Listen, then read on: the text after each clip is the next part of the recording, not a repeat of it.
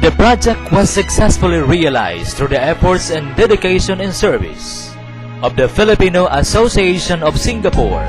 Filipino Bowlers Club of Singapore, ABS-CBN Bantay Bata 163 Bicol Region, University of Nueva Cáceres, High School Batch 81, St. Therese Child Parish,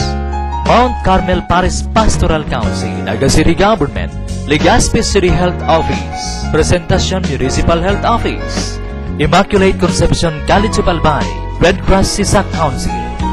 Universidad de Santa Isabel PSSW Students, 9th Medical Company, 9th Infantry Division Philippine Army, Barangay Tabuco Zone Officers, Abalikat Civicum, Philippine Airlines,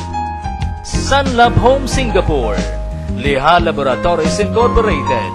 Unilove Philippines, Marymount Ladies of Singapore, UTAC Pinoy Employees, Classified Resources, and the Filipino Communities of Singapore.